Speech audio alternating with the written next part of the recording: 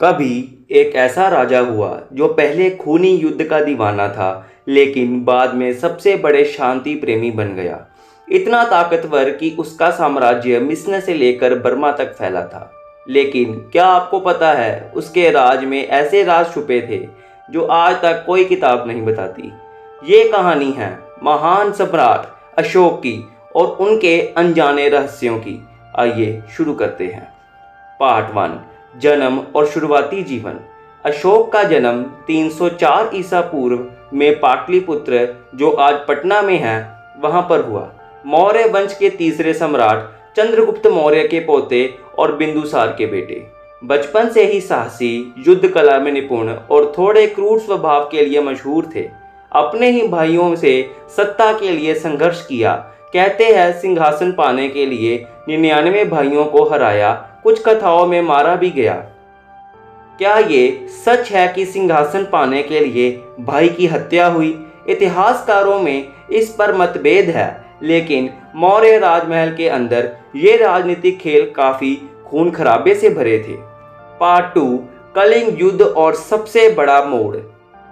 261 ईसा पूर्व कलिंग, आज का ओडिशा, एक आजाद राज्य था जिसे अशोक ने जीतने का निर्णय लिया। युद्ध का परिणाम 1 लाख से ज्यादा लोग मारे गए और 1.5 लाख कैदी बनाए गए और अनगिनत घायल किए हुए।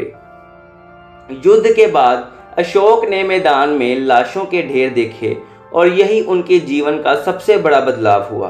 उन्होंने हथियार छोड़कर बौद्ध धर्म अपनाया और धर्म की नीति पर चलने लगे।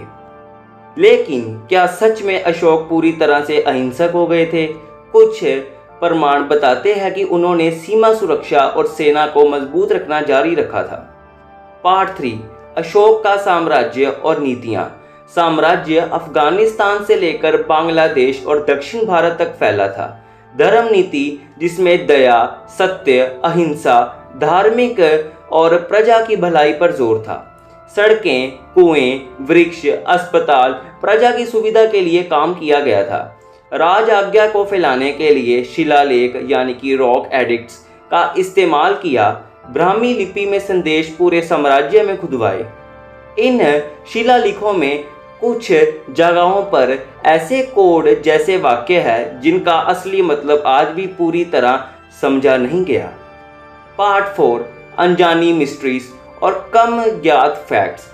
अशोक का गुप्त संगठन भी था जो 9 अज्ञात लोग थे, जिसमें एक सीक्रेट सोसाइटी जो अशोक ने युद्ध के बाद बनाई थी।